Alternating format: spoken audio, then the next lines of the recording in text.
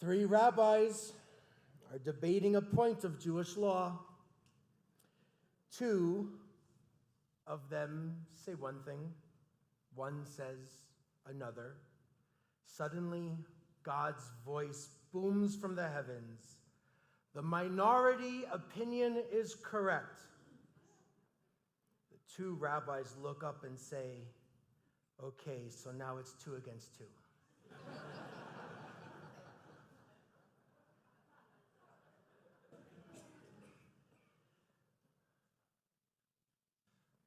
Rabbinic argumentation is a part of Jewish tradition. It's also a really big part of Jewish humor. Our entire rabbinic process of developing law and ethics is based on debate and discussing ideas with minority views represented without being diminished. In the Mishnah, rabbinic writings, it says, every dispute that is l'shem shamayim, for the sake of heaven, will endure. But one that is not for the sake of heaven will not endure. What is a dispute for the sake of heaven? The dispute, they give as an example, the dispute between Hillel and Shammai. What is not for the sake of heaven? The dispute of Korach and his congregation. So who are these people? Hillel and Shammai are two of our great sages from the first century. And they were constantly discussing and debating and arguing. Though Hillel usually prevailed, Shammai's voice was always recorded. The families and the disciples of the two sages learned with each other, and their families married each other. Nobody was canceled. Nobody was discarded. But there's another example that they give in the Mishnah, and that is not for the sake of heaven. Korach is a Kohen. He's a priest. He's a leader. And he seeks power for himself and challenges Moses' authority without cause. Engaging in a serious dialogue is important. When we are so engaged, we have an opportunity to learn something new, to grow, to understand another perspective. But what's the line? Is there a line? How do we know when the argument is being led by a follower of Hillel and Shammai or by a follower of Korach? I'm going to give you 5 criteria to try and figure this out for your future. These are the criteria that reflect arguments like Hillel and Shammai, arguments l'shem shamayim, arguments for the sake of heaven. First is motivation. Seeking truth and understanding of what God wants of us, not personal gain. Number 2, respect. Maintaining dignity and honor for one's opponent, even in disagreement. 3, my favorite one, humility.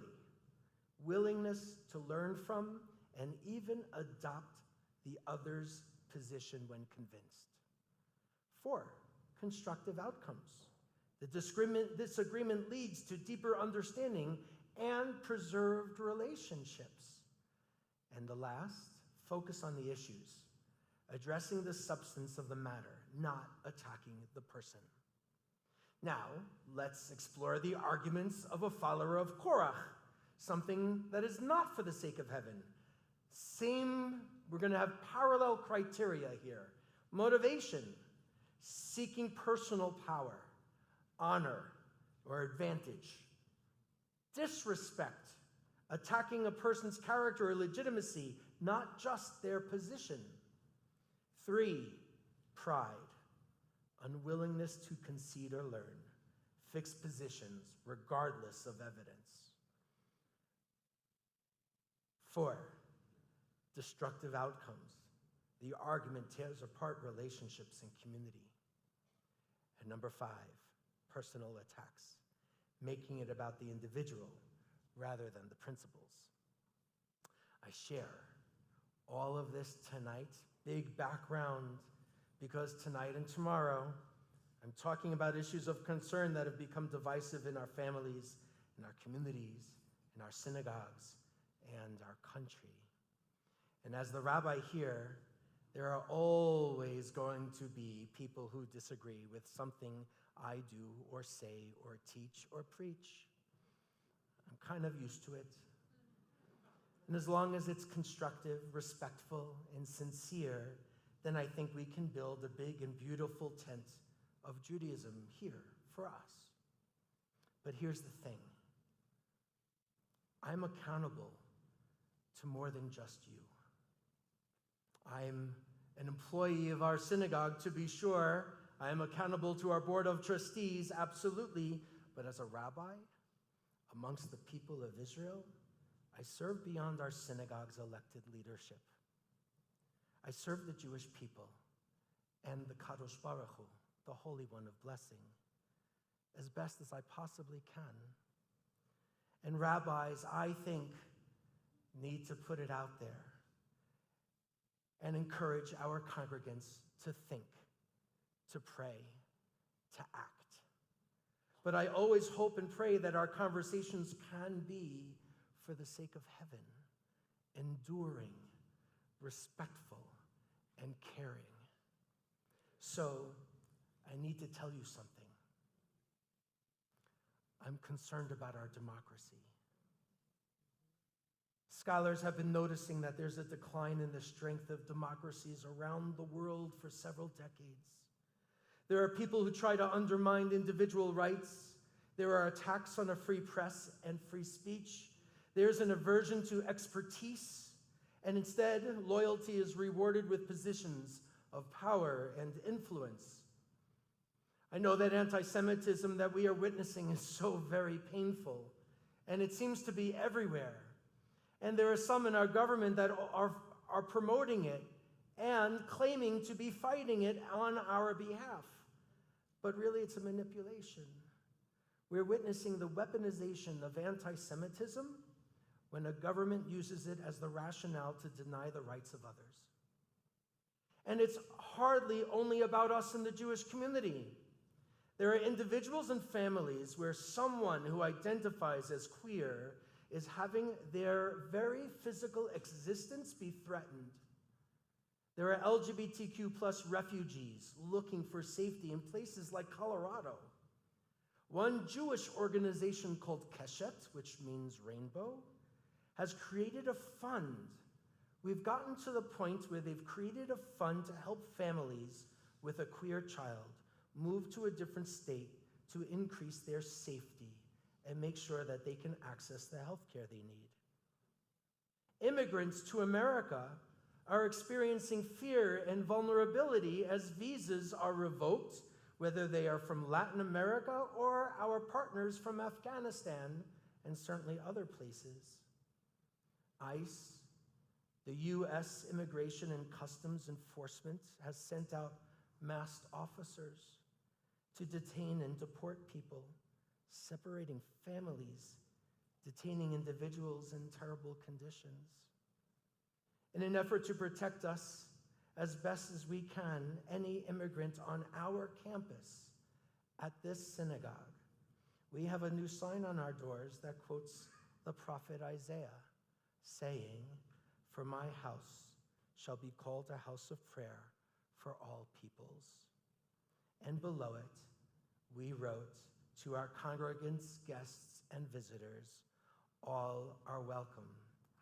And then below that, we have it in bold. It says, "Attention ICE officials. All spaces in this building and on our campus are private. No one may enter without permission."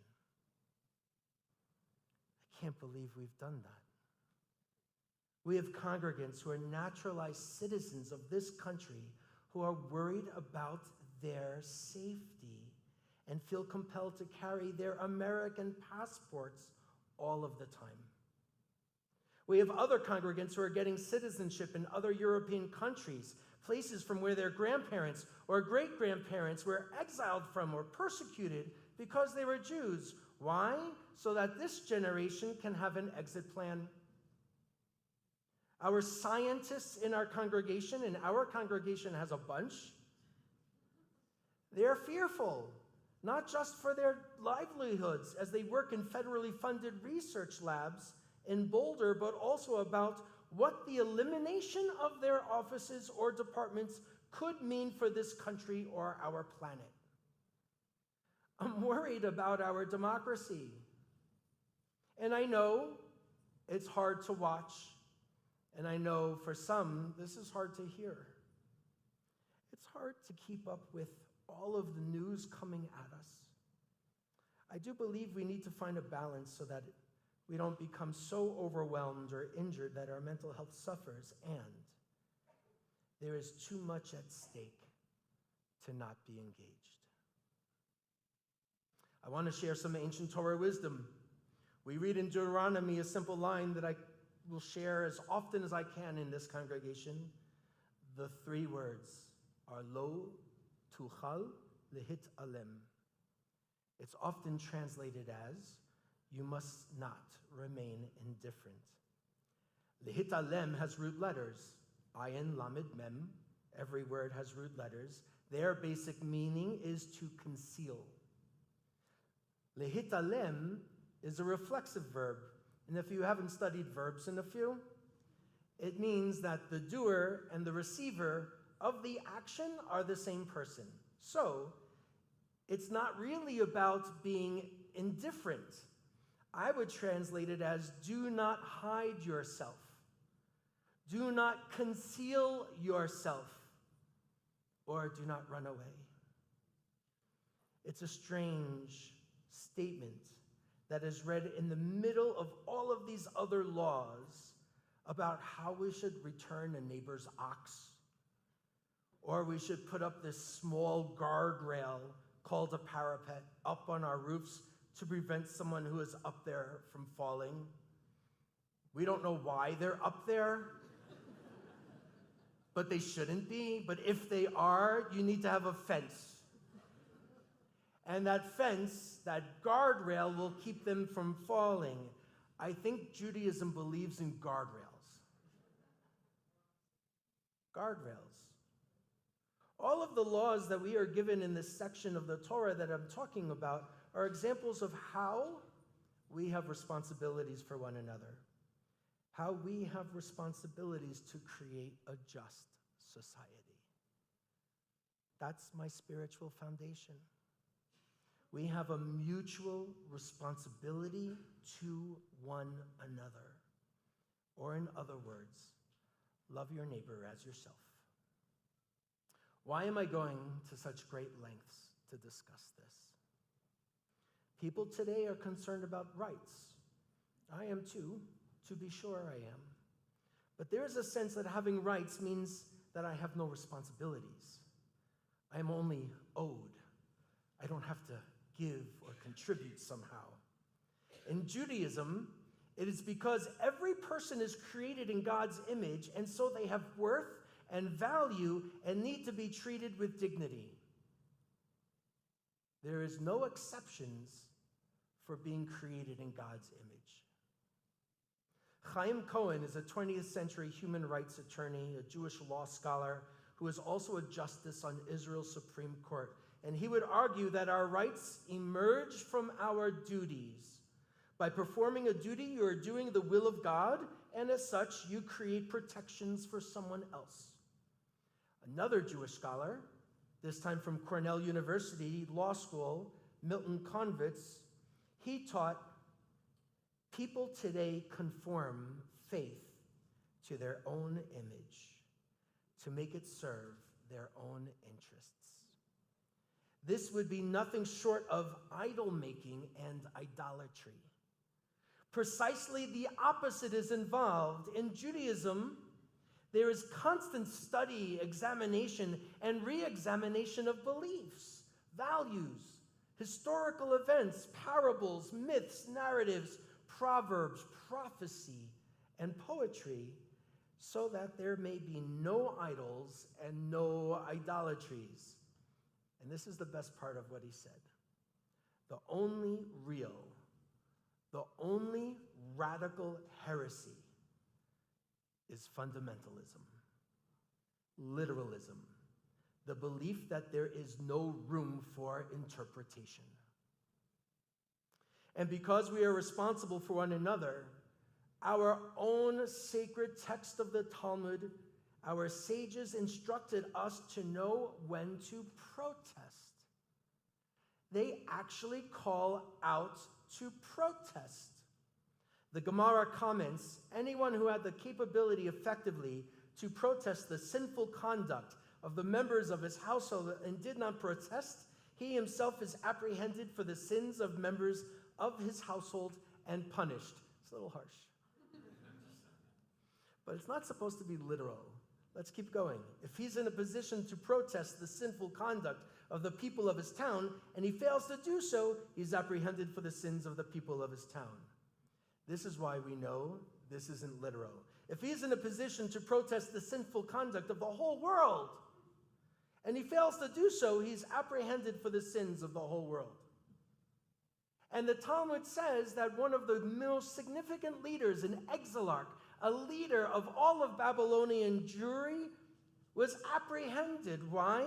He did not protest and confront the sins of the society that he was leading. In other words, he didn't do anything to make the world any better. So, I protest. I protest. I protest that the most valuable, vulnerable among us are hurting as federal grants are being cut to local agencies like EFA or Jewish Family Service. They can't do their jobs, so we must give. I protest that our asylum seeker population feels like they need to flee from law enforcement, the very people that are supposed to protect their rights after seeking refuge here. So we need to support them. I protest having our military be sent into American cities and officials claim to have an invasion from within our country, so we must bolster our democratic institutions. I protest that the reproductive rights of women and individuals are being slashed in order to serve one specific religious voice and diminishing women's rights. So we must advocate for protections. I protest that government-based defenses for our planet and our health are being cast away as inconveniences for corporations. And I protest that government leaders are criticizing my wife's decision to take Tylenol and blaming us for our daughter's autism diagnosis. We can go on. Over and over again, the Torah highlights our responsibility for the vulnerable among us, the widow, the almanah, the fatherless, the yatom, the sojourner, the ger toshav. Widows and the fatherless are full Israelites, while that the ger toshav, he's a sojourner. He's not an Israelite. But as I learned from my professor, Dr. David Sperling, he said, examining the legal biblical literature, we find a consistent picture of biblical attitudes toward these groups. The picture we get is that the Israelites are commanded to help those who have difficulty in helping themselves. So what do? I just can't complain. I hope we can listen to each other first and foremost and try to guide us and guide each other in what's important to one another, even when we disagree. I hope some of us will consider joining together in Washington, D.C. for the Reform Movement's conference called the Consultation on Conscience. The Consultation is the Religious Action Center of Reform Judaism's flagship social justice gathering, convening people who want to make a difference from across North American Reform synagogues. And if you're feeling scared or isolated or motivated, this could be an opportunity to join hundreds of others, learn about social justice issues through a Reformed Jewish lens, lobby the halls of Congress, and then come back with tools to build greater Jewish action and activists here. If you want to know which Jewish organizations to support and connect with for the protection of democracy, I'm going to share a list after Yom Kippur. If you want to join a local organization to help people in different segments of our community, I'd be glad to help you find them and connect in a way and volunteer your time and your gifts. If you want to help our Tikkun Olam community, our social action committee, to do any of these or all of these, then we will introduce you to Lauren Park, who's its chair, and you can imagine a team of volunteers who will collect food or organize voter registration or meet with our representatives in local, state, and federal government, all striving to make a difference in people's lives. So now, the last thing. Can you hear the call of Torah? The call of the divine presence, the call of our ancestors, asking us to consider what we are responsible for, not what you feel you are entitled to, but your responsibility either as a Jew or as a part of a Jewish community, as a person of faith, as one created in God's image who stands at Sinai every day, who leaves Egypt every day, who moves from slavery to freedom every day. Can we move from slavery to service? I say we can, every day, starting now.